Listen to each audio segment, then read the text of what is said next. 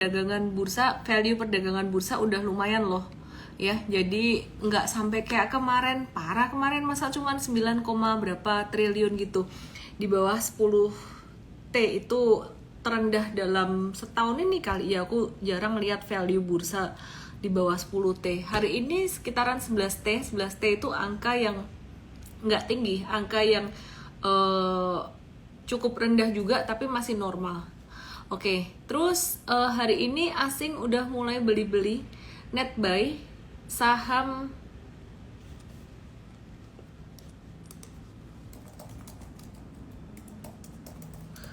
ya, asing udah mulai beli-beli saham apa nih ya? BCA lagi 226 miliar, Pegas 128 miliar, ITMG 125 miliar. Menarik. Kenapa ITMG dibeli nanti kita lihat. Kita bisa ngikut atau enggak. Bumi 105 miliar, Bank Mandiri 89 miliar, dan Bank Rakyat Indonesia 70 miliar. Kalau di total-total dengan dikurangin sell-nya ya, jadi net buy-nya asing hari ini tuh 532 miliar. Oke, Irawan Erwin absen dulu. Halo semuanya. Oke, kita mulai teman-teman ya. Udah 1000-an yang nonton. Yuk kita lihat dari IHSG-nya dulu.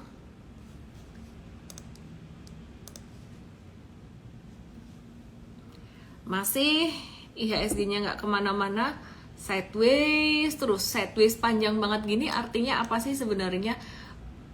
Kalau didahului dengan uptrend, sideways panjang bisa menjadi satu makna bullish rectangle atau konsolidasi yang bagus. Tapi kalau didahului dengan bearish, maka artinya sebenarnya kurang bagus gitu.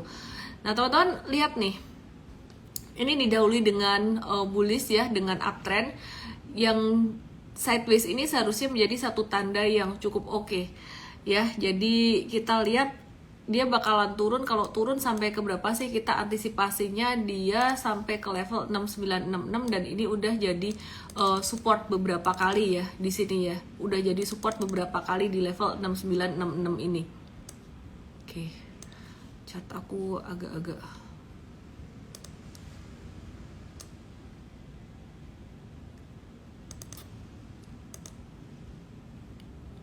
Nah, teman-teman perhatikan di sini yang gerakin IHSG tuh most likely blue chip perbankan dan juga saham teknologi ya. Jadi yang bikin turun hari ini lebih ke saham teknologinya. Ada Gojek Tokopedia. Gojek Tokopedia ini turun 6,67%. Hari ini breakdown teman-teman. Jadi breakdownnya juga dengan volume yang lumayan tinggi. Karena laporan keuangannya keluar tuh masih rugi, meskipun ruginya udah membaik, udah recover, lumayan recover, tapi dia masih rugi. Jadi teman-teman hati-hati di sini. Kita wait and see dulu aja untuk Gojek Tokopedia. Kemarin ada pattern akumulasi di sini, ada pattern akumulasi. Cuman pattern akumulasinya hari ini kok jadi agak-agak nggak enak karena merahnya di sini volumenya lebih tinggi daripada hijau selama 3-5 hari terakhir. Jadi 2 hijau ini lebih rendah daripada merah ini. Nah, jadi kita lihat investor kayaknya bakalan masih wait and see dulu deh untuk GoTo ini. Oke. Bola malam hari ini, siapa yang menang, siapa yang kalah? Ini ada yang bilang Argentina ARB. Yang menang siapa dong? Kalian lagi sambil nonton bola nggak sih? Sambil nonton bola, nonton IG Live. Kita ngelihat peluang loh. Ada beberapa peluang saham yang potensial buy on weakness. Oke, kita lanjut dulu di saham teknologinya ya. Jadi Arto juga turun, tapi Arto masih mendingan dibandingkan dengan GoTo atau Gojek Tokopedia, dan pattern akumulasinya masih oke. Dia belum fail pattern akumulasinya. Dia jatuhnya juga volumenya masih kecil. Dan kalau teman-teman ingat IG Live kemarin, ini sebenarnya jatuh hari ini tuh udah anticipated. Dia bisa gini jatuhnya, twing gitu ya, bisa kayak gini. Anyway, Arto dia bakalan mengalami technical rebound ya, paling jatuh sekali lagi deh, sekali atau 2 kali lagi dia bisa ngalamin technical rebound. alarm kita sebenarnya cuma satu, yang penting dia nggak jatuh dengan volume gede. Itu kita masih ngelihat Karto ini masih bisa untuk buy on weakness sebenarnya, masuk watchlist. Meskipun hari ini juga dia turun 6,58%. Masih dari sektor digital atau teknologi, kita mau ngelihat SCMA. Kita mau ngelihat SCMA.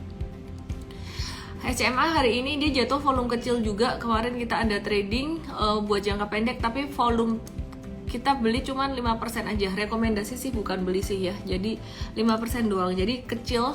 Ini kalau misal pun turun rugi 5% misalkan ya, berarti dari total portfolio tuh kecil banget gitu. 5% dikali 5% berapa? 0,25 dari total portfolio, kecil harusnya dampaknya. Oke, terus kemudian kita mau lihat untuk saham yang hari ini lumayan oke. Apa nih yang bikin market hari ini sumringah? Perbankan gedenya gimana?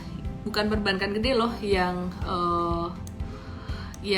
hari ini bikin sumringah trader ya. Tapi aku bahas dulu deh perbankan besarnya.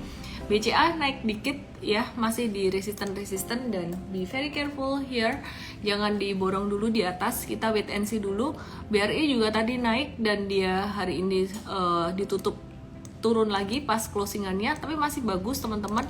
Kalau beli di saham-saham ini dan rugi dikit-dikit nggak usah khawatir, nggak usah takut ya. Jadi kalau mau hold pun nggak apa-apa, masih aman, masih oke. Dan aku ngelihat BBNI ini dia ngebentuk pattern flag yang cakep banget nih. Ini tiangnya, ini tiang flagnya.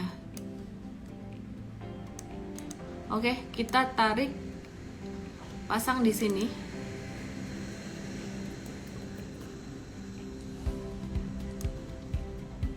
Aku tarik flagnya, pasang di sini ya. Ya, jadi kalau kira-kira misalkan breakoutnya di sini, nah ini berarti dia bakalan bisa sampai kemana nih? Dia bakalan bisa sampai ke 10.400an nih. 10.400. Pertanyaannya kapan? Tahun depan. Tahun depan kan udah tinggal sebulan 2 bulan lagi ya. Jadi anyway, mungkin sekitaran 3 bulanan bisa sampai 10.400 di sini. Disclaimer on juga guys, bisa lebih cepat, bisa lebih lambat dikit. Jadi BBNI masih cukup bagus. Terus kemudian kita lihat Bank Mandiri gimana kabar? Bank Mandiri juga dia lagi sideways. Yang sidewaysnya aku lihat bagus. Saham-saham perbankan besar ini sidewaysnya oke semua, didahului dengan uptrend dan berpotensi menjadi bullish continuation. Oke, tadi saham teknologinya ada yang minta dibahas. Rerahar bilang beli.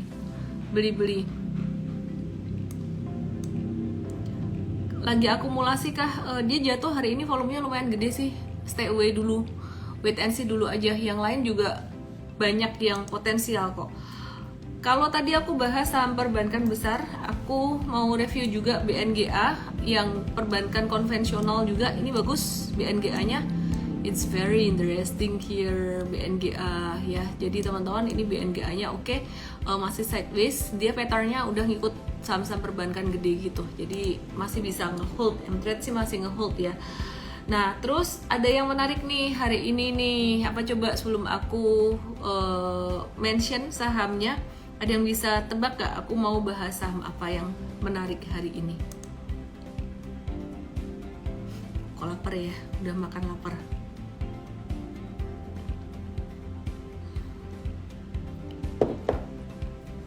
Apa coba? Wu Xiangqi, ya yeah, bener. Pegas. Yuk kita lihat ya. Mari kita lihat perusahaan gas negara. Mari kita lihat perusahaan gas negara. Apa kabarnya? Technically dia ketahan area support. Dia ketahan area support di sini 1, 2, 3 ya, 1, 2, 3 di sini.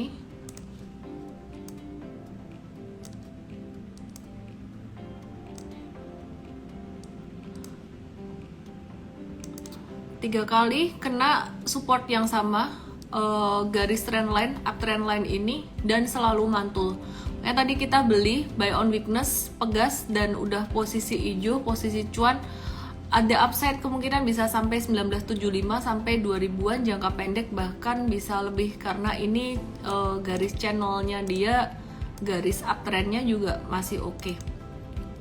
Nih aku tarik garis channelnya ya, sejajar dengan garis trend.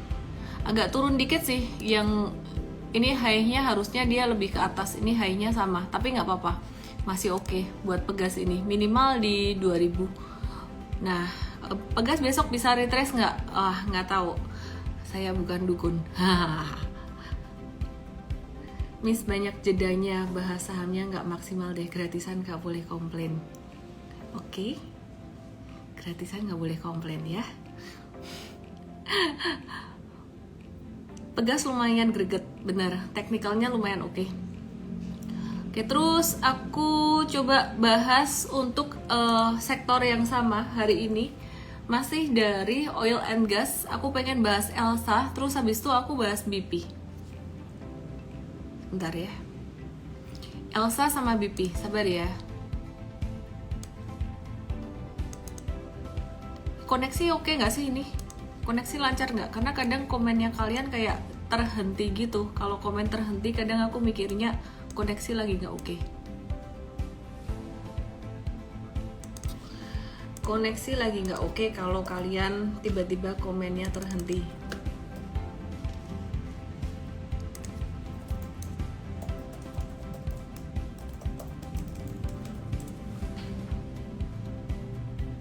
Nge-lag ya? Nggak lancar ya? Oke deh, aku ganti wifi ya. Bentar ya, sabar ya. Sabar. Dikasih feedback, ternyata tadi rebutan wifi sama anakku. Entah dia lagi belajar online atau lagi nge-game online. Dan aku udah ganti wifi sekarang, semoga oke. Tadi yang nggak lancar ngomong tentang apa? Ngebahas apa yang kurang lancar? Michael. Iya, tiba-tiba nge-pause tadi ganti wifi. Yang kurang lancar tadi pas ngebahas apa, aku ulang. Coba pakai router. Di router, oke. Dengerin aku IG live sambil nonton bola, nikmatin popcorn Garrett. Luar biasa. Baiklah, mari kita lihat ya. Tadi bahas pegas, keputus katanya. Aku ulangin ya pegasnya. Iya, pegasnya ini ketahan supportnya uptrend line ini 3 kali di sini, dan kemudian dia mantul. Terus mantulnya dengan volume yang tinggi juga, dan kita ngelihat di sini ada resisten, channeling line-nya cukup oke. Meskipun high yang ketiga tuh gagal naik, tapi nggak apa-apa. Di sini artinya dia masih konsolidasi, masih oke. Yang penting low-nya lebih tinggi daripada low yang sebelumnya. Jadi konsep low and high ini penting banget. Terus teman-teman perhatikan di sini dia bisa naik sampai level 1975, 2000-an sampai 2100-an gitu. Disclaimer on guys, kita nggak usah mikir sampai 2100, bisa sampai 2000 dulu buat trading jangka pendeknya. Oke? Wes gak usah dikomplain Bayu, kurang semangat lagi. Aku ngantuk malam hari ini. Tahu aja kamu, pengertian sekali. Betul, aku ngantuk. Baiklah. Itu tadi pegas, terus aku mau bahas Elsa ya. Dikomplain terus. Udah oke belum? Ya, ini Elsa bagus, dia ketahan double support. Ada MA50, MA50, dan di sini ada satu high. Dia jatuhnya juga udah lumayan signifikan. Terus yang bagus lagi volume dan harganya dia konvergen. Jadi nge-lag lagi. Oke, jadi volume dan harganya dia konvergen ya. Jadi ini kita masukin watchlist. Ada potensi mengalami pantulan sampai sekitaran mungkin 364. Sekitaran 364 ya. Oke, terus kemudian kita lihat, sebelum aku lanjutin bahas saham-saham, aku mau review dulu dikit tentang kondisi makro global. Ya, jadi yang pertama kita lagi wait and see, ada FOMC minutes. tanggal 25 pagi hari Jumat ya, hari Jumat pagi. Kalau di Amerika 24-nya sana. Berarti Jumat pagi kita bisa dapetin hasil dari FOMC minutes ini. Biasanya ini merupakan poin-poin apa yang akan dibahas. Mereka akan ngomongin poin-poin apa yang bakalan dibahas pada FOMC meeting Desember nanti. Jadi November tuh sebenarnya nggak ada FOMC meeting, nggak ada kekhawatiran akan kenaikan suku bunga. Cuman masalahnya ini ada Piala Dunia ya, jadi ada World Cup, jadi volume value transaksi bursa agak-agak slow down dikit gitu. BP sebentar ya, mau aku bahas BP kelupaan. Terus dikit update makro lagi, COVID-19 di China. Ini di Guangzhou lockdown lagi 5 hari ya. Jadi Guangzhou lockdown ini efeknya apa? Jadi efeknya ada positif, ada negatifnya. Efek negatifnya dululah pastinya. Supply chain jadi nggak lancar ya. Jadi barang-barang yang diproduksi dari China itu sangat banyak dibutuhkan oleh banyak negara, termasuk salah satunya di Indonesia. Simpelnya aja, kalian kalau beli mobil kan udah lama inden mobil, sekarang udah mendingan nih. Kalau dulu tuh inden mobil tuh benar-benar lama banget karena kelangkaan chip itu sendiri gitu.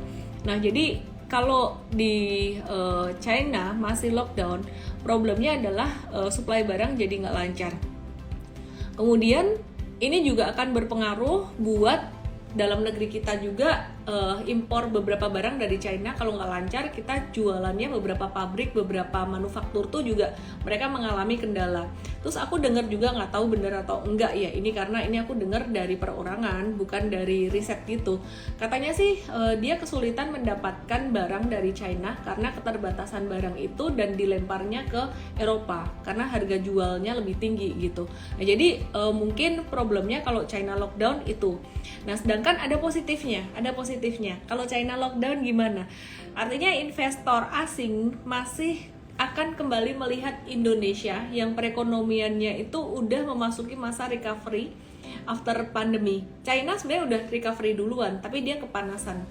Dan kalau China lockdown lagi, dia balik lagi, cycle-nya jadi agak-agak terhambat gitu. Nah ini jadi duit asing tuh masuknya ke negara yang lagi recover, yaitu Indonesia. Indonesia tuh sebenarnya recovernya belakangan, tapi justru malah duit asing tuh muter masuk ke Indonesia. Yang kita perlu waspadai sebenarnya kalau China buka lockdown, ada positif ada negatifnya. Kalau buka lockdown, supply chain pasti lebih oke, pasti lebih bagus. Ekspor batubara Indonesia ke China juga pasti akan lebih bagus karena mereka butuh bahan bakar gitu untuk manufakturnya. Cuman kekurangannya yaitu duit dari asing, investasi asing tuh bakalan pindah lagi ke sana. Anyway, nggak apa-apa ya, plus minus semuanya dinikmati aja, selalu ada peluang di market. Tenang aja teman-teman. Dan nyatanya meskipun market hari ini value transaksinya cuma 11T, masih bisa trading tuh. Mtrade tadi ada trading saham Pegas ya. Oke, terus kemudian dari dalam negeri, masih dalam negeri dan global sih. Indonesia ini kalah dalam sengketa larangan ekspor nikel di WTO gitu ya. Jadi ada dua keputusan yang menyebabkan Indonesia kalah. Jadi yang pertama, kebijakan ekspor dan kewajiban pengolahan dan pemurnian mineral nikel di Indonesia itu terbukti melanggar ketentuan WTO.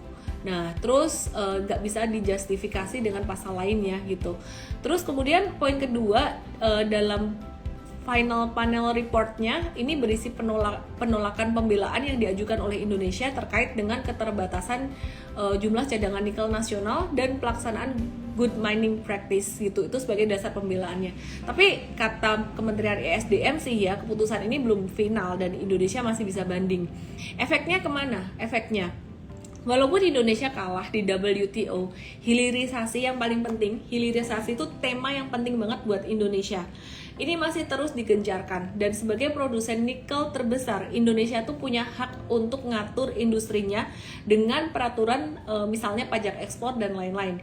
Jadi prospek nikel ini masih akan berlanjut seiring dengan transisi ke energi baru terbarukan EBT, meskipun dalam jangka pendek tuh ada risiko fluktuasi dikit lah negatif, ada risiko negatif dikit di saham sektor nikel ya. Jadi ini ada sentimen negatif jangka pendek tapi nggak ngaruh ke hilirisasinya, jadi tenang.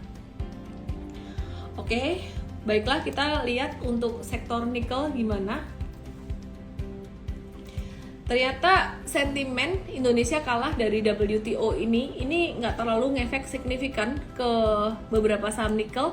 Yang pertama adalah Inco, ini turunnya cuman kecil banget ya, dan volumenya kecil, dan ini masih di area support. Kita masih bisa nge-watch untuk Inco ini untuk justru bisa buy on weakness buat swing trading. Terus selain itu kita juga masih nge-watch untuk MDKA, ini lebih ke emas. Kalau MDKA dia lagi di area support juga gitu ya, jadi ini masih sangat menarik sekali. Oke, terus teman-teman, tadi aku kelupaan bahas BP.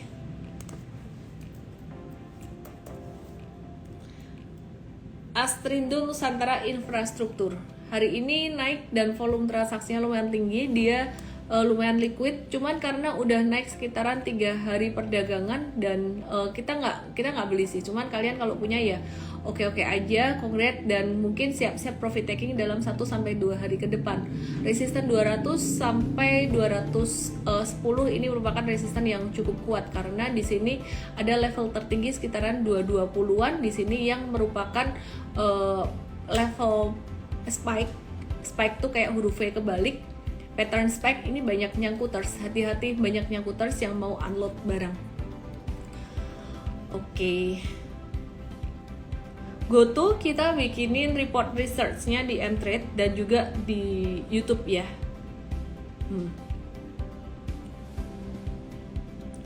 Antam.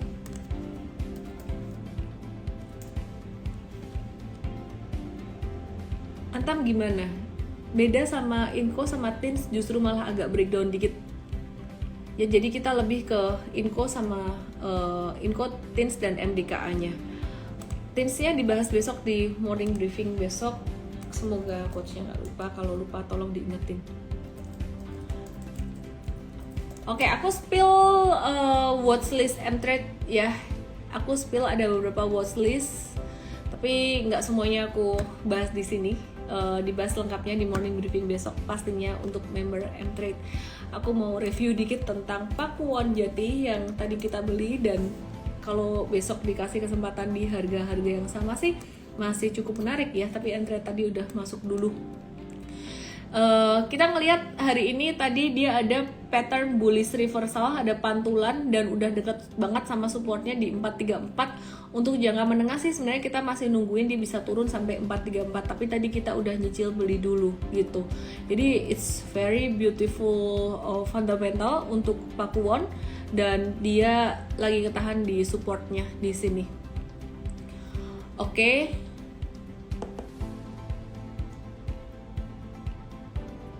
Kalau lapar malam-malam enaknya GoFood apa di Solo?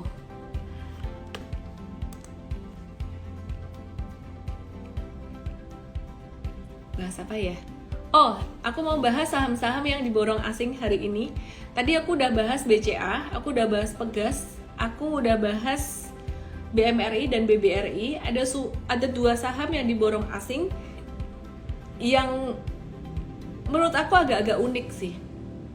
Sektor ini, batubara, ITMG asing borong 125 miliar dan Bumi 105 miliar.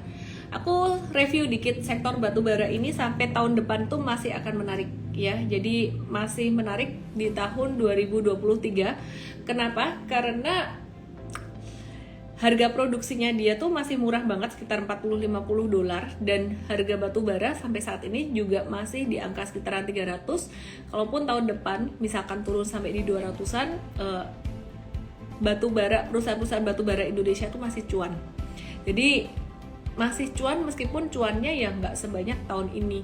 Tapi belum tentu deh, harganya bisa turun tapi volume penjualannya mungkin bisa naik kalau China dia open lockdown-nya dan mereka butuh banyak bahan bakar untuk manufaktur ya. Jadi itu bakalan bagus kalau misalkan China buka lockdown-nya. Terus kemudian itu tadi upside-nya buat tahun depan, tapi untuk jangka pendeknya ada downside-nya. Jangka pendek downside-nya harga batu baranya sendiri masih, sebentar ya,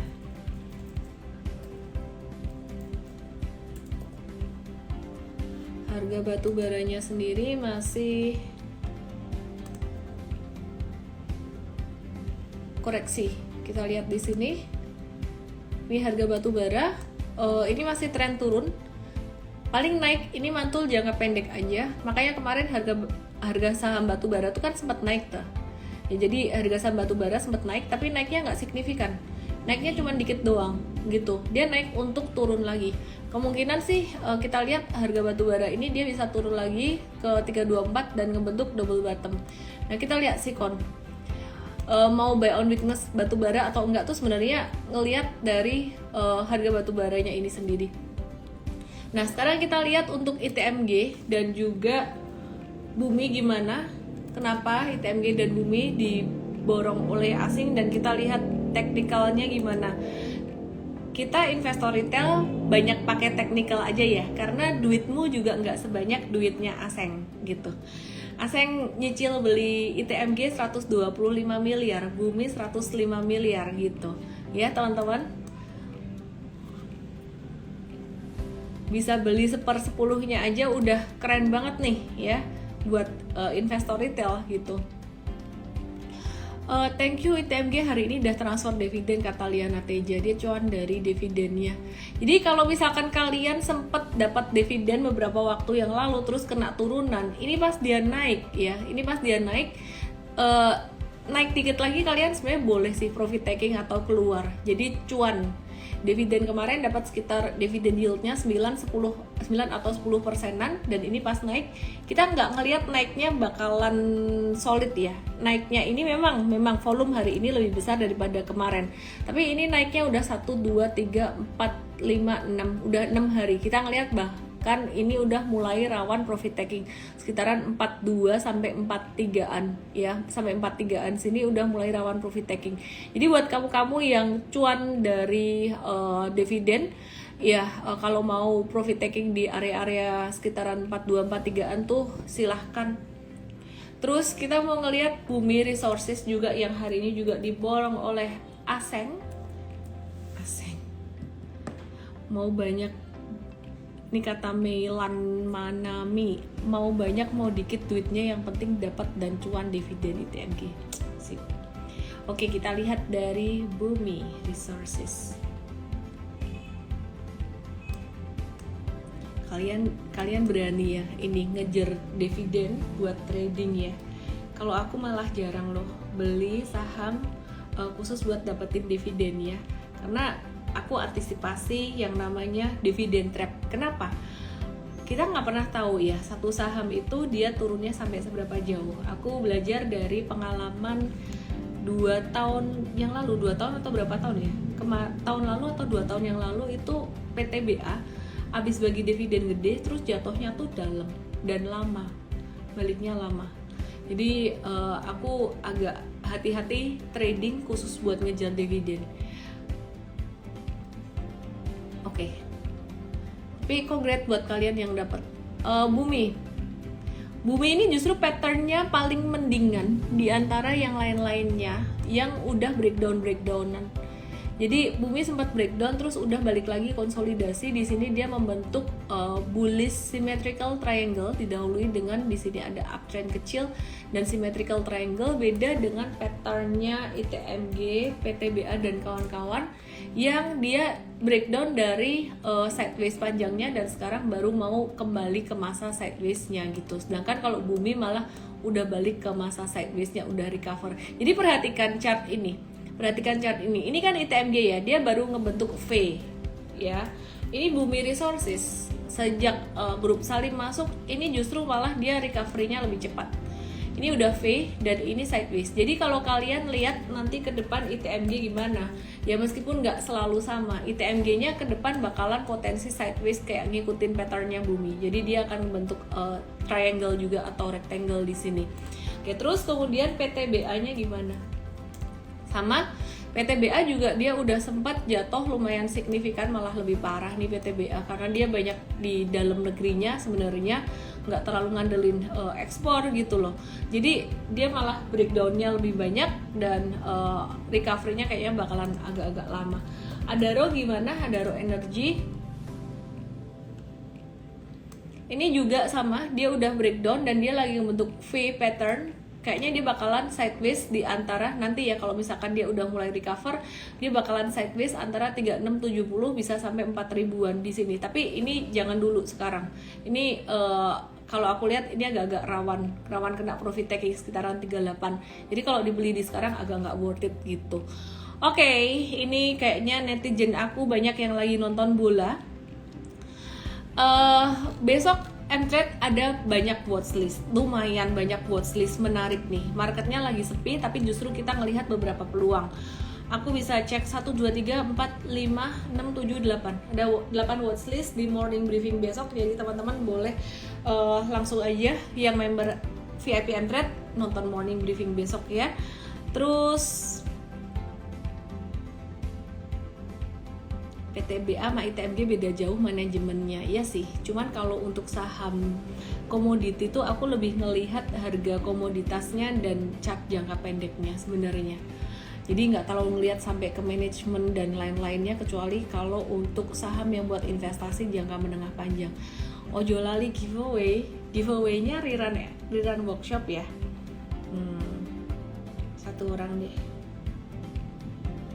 Satu orang yang bisa ngejawab pertanyaan aku, satu orang gratis rerun workshop, nilainya jutaan rupiah. Cie. Pertanyaan aku enaknya apa? Kasih pertanyaan apa ya yang agak susah deh. Aduh. Oke, aku kasih pertanyaan ini, teman-teman. Kenapa? Enggak deh, terlalu susah buatmu. Kasih dampak positif dan dampak negatifnya. Tadi kan aku nggak ada kasih tahu ya dampak positif dan dampak negatifnya. Kalau di China itu masih lockdown. Kalau masih lockdown, dampak positifnya apa buat Indonesia? Dampak negatifnya apa? Kalau kamu bisa nulis lengkap dan bagus, nanti kamu dapat. Dan ini random ya, aku pilihnya. Satu orang dapat gratis nonton rerun workshop hari Sabtu dan Minggu nanti. Ya. Oke, aku mau bahas saham Bian. Tadi ada yang request Bian sambil aku nunggu yang ngejawab. Sorry ya, ini aku akan ngelihat pemenangnya, jawabannya di kolom question karena ini gerak terus. Dan pemenangnya kalian pilih sendiri. Jadi di vote yang paling banyak itu pemenangnya, karena aku males mikir dan gak bisa sambil ngeliatin tulisan ini. Silahkan ditulis di kolom question, silahkan di vote yang jawabannya paling bagus, itu satu pemenang utama. Aku kasih lagi deh aku kasih 4 pemenang lainnya itu dapat Mtrade 7 hari. Dapat Mtrade 7 hari, yang satu dapat gratis workshop rerun plus Mtrade 7 hari, yang 4 lainnya dapat Mtrade 7 hari. Oke, sambil aku tunggu pemenangnya, silahkan kalian like buat teman-teman yang suka dengan jawaban temennya. Oke, aku tunggu bentar lagi supaya yang like makin banyak. Jangan ditulis di komen, aku nggak bisa ngeliat. Tulis di kolom question. Bayan Resources, dia bakalan stock split 1:10, harga sahamnya gila banget, 92.550. Bakalan stock split, jadi nanti sahamnya jadi sekitaran 9.000-an rupiah aja. Stock split tuh artinya kalau kamu punya 1 lot atau 100 lembar, kamu bakalan jadi punya 10 lot atau 1000 lembar saham dengan nilai atau dengan harga saham yang lebih murah pastinya. Jadi tidak mengubah nilai atau value saham kamu. Ya, aku sempat ingat ada waktu itu temen aku, saham dia kena stock split, dia hampir geblak gitu. Kenapa? Karena dia lihat harganya tuh turun 10 kali. Padahal sebenarnya dia nggak ngelihat jumlah lotnya, dia juga nambah 10 kali. Jangan ditulis di kolom question karena aku nggak bisa ngelihat jawaban kamu. Aku sambil ngebahas saham. Tolong tulis, jangan tulis di komen, tulis di kolom question dan silahkan di like jawaban yang paling banyak like-nya dialah pemenangnya. Aku pilih 5 orang pemenang. 1 orang pemenang pertama dapat rerun workshop dan juga dapat itu rerun workshop senilai 3 juta rupiah, dan juga dapat M-Trade 7 hari. 4 yang lainnya cuma dapat M-Trade 7 hari aja. Oke, Bayan Resources technically is very interesting, udah naik tinggi. Kita juga masih ngecek untuk liquidity-nya ya teman-teman. Jadi kita tunggu aja retracementnya sekitaran 80.500, tapi harga sahamnya tuh mahal banget, jadi M-Trade juga nggak rekomen untuk saham ini.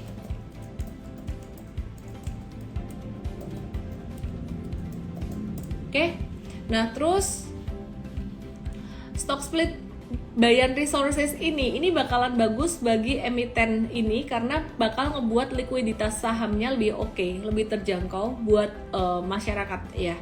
Oke, terus kemudian aku mau update gudang garam, salah. WSKT dia dapat kontrak baru 13,3 triliun. Cuman technically kita masih wait and see dulu. Ini bagus sentimennya. Technically kita wait and see dulu ya teman-teman ya. Udah disupport cuman ya tunggu dulu.